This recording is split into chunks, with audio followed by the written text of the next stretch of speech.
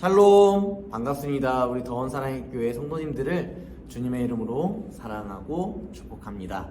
이 시간 귀한 매일 바른 말씀으로 함께 생명의 삶, 복음을 전파하며 또한 이 복음을 마음에 가지며 이 복음대로 살아가기 원하는 우리 더원 사랑의 교회 모든 성도님들 가운데 귀한 하나님의 축복과 은혜가 있기를 간절히 소망합니다. 오늘 말씀 함께 보실 텐데요. 오늘 말씀은 누가복음 2장 41절부터 52절까지의 말씀 우리 함께 읽어보도록 하겠습니다. 누가복음 2장 41절부터 52절까지의 말씀, 먼저 읽기 전에 이 내용을 요약하는 내용을 함께 설명해 드리도록 하겠습니다. 예수님은 이제 12살이 되었습니다. 우리가 아는 것처럼 예수님은 완벽한 신이시지만, 하나님이시지만 완벽한 또한 인간으로 이 땅 가운데 태어나셨습니다. 하지만 원죄가 없는 것은 성령으로 잉태되었기 때문입니다. 그가 이 땅 가운데 오셔서 12살이 되던 해에 유월절을 지키기 위하여서 성전으로 올라갔다가 다시 내려오는 길이었습니다. 그때 부모님도 당연히 나의 아들 예수가 함께 오고 있겠지 라고 생각했습니다. 왜냐하면 이 시대 가운데 유대 민족들은 성별별로 또 나이별로 따로 이렇게 이동을 했기 때문입니다. 가족들이 함께 움직이는 것이 아니라 같은 연령대, 같은 성별을 가진 사람들끼리 함께 움직였기 때문에 아들이 당연히 있을 것이다 라고 생각했던 것이죠. 하지만 부모님의 그 생각과는 전혀 다르게 예수님은 함께 나사렛으로 내려가고 있지 않았습니다. 다급한 마음에 부모님들은 예수를 찾기 위하여서 예루살렘으로 다시 돌아갔을 때 그 예수님께서 성전에서 율법 학자들과 함께 대화를 나누시는 모습을 보게 됩니다. 그때 예수님께서는 오히려 반문하십니다. 내가 아버지의 집에 있어야 하는 것이 마땅하지 않겠습니까? 라고 이야기하는 모습을 볼 수 있는 것이죠. 이 이야기를 통하여서 예수님께서 성전에 있는 것이 너무도 마땅한 삶이지만 또한 한 가지 살펴볼 수 있는 것은 이 예수가 완벽한 사람으로서 부모의 이 명령 가운데 순종하며 살아가고 있다는 것 또한 우리는 볼 수 있습니다. 그가 율법 학자들과 말을 잘 통하는 그러한 상황이고 또한 하나님의 아들로서의 삶을 지금 시작해도 괜찮았지만 예수님은 하나님의 때와 아버지의 뜻을 거스르는 것이 아니라 그분의 뜻에 더 맞추어 살아가기 위하여서 나사렛으로 내려가 목수의 생활을 하게 됩니다.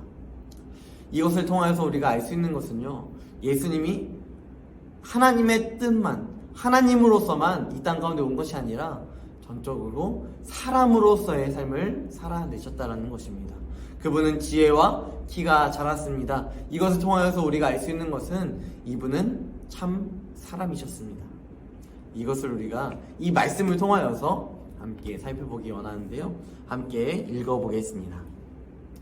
그의 부모가 해마다 유월절이 되면 예루살렘으로 가더니 예수께서 12살 되었을 때 그들이 이 절기의 관례를 따라 올라갔다가 그 날들을 마치고 돌아갈 때 아이 예수는 예루살렘에 머무셨더라. 그 부모는 이를 알지 못하고 동행 중에 있는 줄로 생각하고 하루 길을 간 후 친족과 아는 자 중에서 찾되 만나지 못하매 찾으면서 예루살렘에 돌아갔더니 사흘 후에 성전에서 만난즉 그가 선생들 중에 앉으사 그들에게 듣기도 하시며 묻기도 하시니 듣는 자가 다 그 지혜와 대답을 놀랍게 여기더라. 그의 부모가 보고 놀라며 그의 어머니는 이르되 아이야 어찌하여 우리에게 이렇게 하였느냐. 보라 내 아버지와 내가 근심하여 너를 찾아노라. 예수께서 이르시되 어찌하여 나를 찾으셨나이까. 내가 내 아버지의 집에 있어야 될 줄을 알지 못하셨나이까 하시니 그 부모가 그가 하신 말씀을 깨닫지 못하더라. 예수께서 함께 내려가사 나사렛에 이르러 순종하여 받드시더라. 그 어머니는 이 모든 말을 마음에 두니라. 예수는 지혜와 키가 자라나며 하나님과 사람에게 더욱 사랑스러워 가시더라. 아멘. 성전에서 이 예수님께서 율법 학자들과 토론하고 계시는 모습, 이 모습이 바로 예수님의 어린 시절의 모습을 잘 보여주고 있는 것 같습니다. 예수님은 하나님으로서 말씀에 대한 뜻을 너무도 잘 분별하고 알고 계셨습니다. 오히려 율법 학자들이 궁금해하는 부분들, 잘 풀리지 않는 부분도 어린 나이이지만 이 예수 그리스도께서 풀이해 주셨을 것이다라는 것이죠. 여러분, 마리아도요, 예수님의 이런 모습을 자주 아마 목격했을 것입니다. 그렇다면 예수를 놓친 이 상황에서 마리아는 마땅히 성전에서 아버지의 집에 있는 이 예수를 찾는 것이 마땅하였고, 또한 자신에게 천사를 통하여서 성령으로 잉태될 것을 분명히 알았던 이 예수, 구원자, 그리스도, 물에서 건지실 자, 이 분을 분명히 기억한다면 마리아는 성전에 있는 예수가 너무도 마땅하고 당연하게 여겨야 할 것이며 4일이라는 시간을 굳이 지체할 필요가 없었다는 것이죠.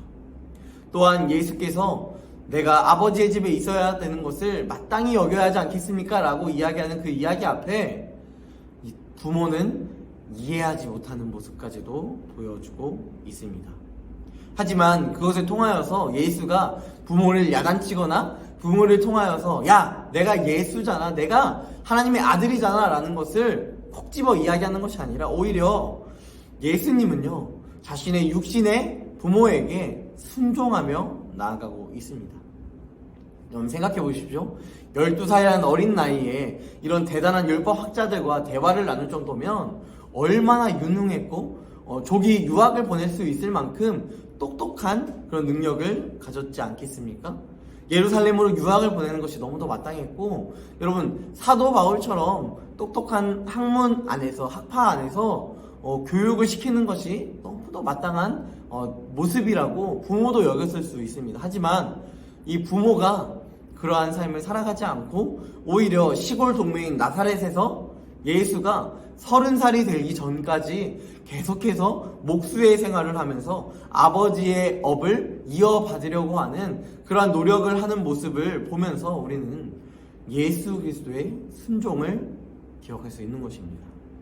예수님은요, 보통 사람처럼 키와 지혜가 성장하는 과정을 경험하고 있습니다. 인간적 성장의 과정을 겪고 계십니다.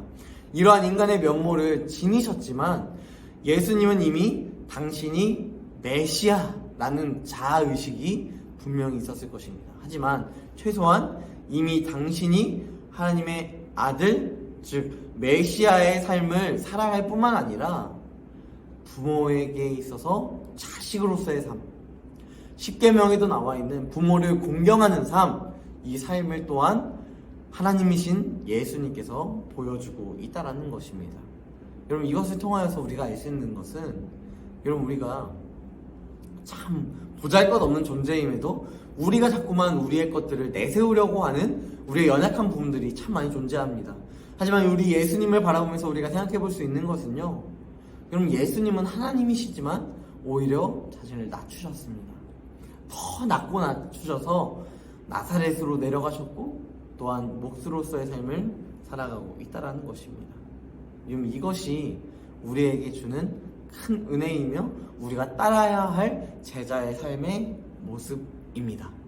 높아지려 하는 것이 아니라 오히려 더 낮아지며, 높아지려 하는 것이 아니라 더 하나님의 은혜를 갈망하는 삶, 이 삶이 우리 가운데 늘 기억되어야 하며, 그 안에서 여러분, 높은 곳에 있어서 기쁨이 아니라 낮은 곳에 임하여서 은혜 가운데 충만할 때에 우리에게도 지혜가 자라나며 성령으로 영적으로 충만해지는 그러한 인생이 우리의 삶 가운데 이루어지기를 간절히 소망합니다. 함께 이 말씀 가운데 질문하며 나아가겠습니다. 나는 어떤 영역에서 성장하고 있습니까? 어떤 영역에서 혹은 여전히 부족한 모습을 보여주고 있습니까? 누구나 다 그리스도 안에 있으면 새로운 피조물로서 영적 성장을 일궈내고 있을 것입니다. 또한 자신이 헌신하는 그 부분에서 여러분들은 성장해 나아가고 있을 것입니다. 하지만 어떠한 부분에서는 우리가 부족한 면을 보여주고 있을 것입니다. 그 부족한 면 중에 하나는 어떻게 보면 기도가 될 수도 있고요, 어떻게 보면 말씀이 될 수 있고요, 어떻게 보면 누군가를 섬기는 일, 이웃을 사랑하는 일이 될 수 있다는 것입니다. 그럼 무엇이 부족하며 무엇이 성장하고 있습니까?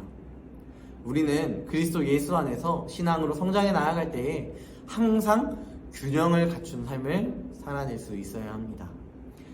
누구나 섬기는 것을 다 함께 와서 막 섬기는 것도 중요하지만요, 아무도 섬기려 하지 않는 그 어려운 상황에 놓여 있는 사역들을 우리가 함께 이루어 나갈 수 있는 그런 귀한 더원 사랑교회 지체들이 되었으면 좋겠습니다.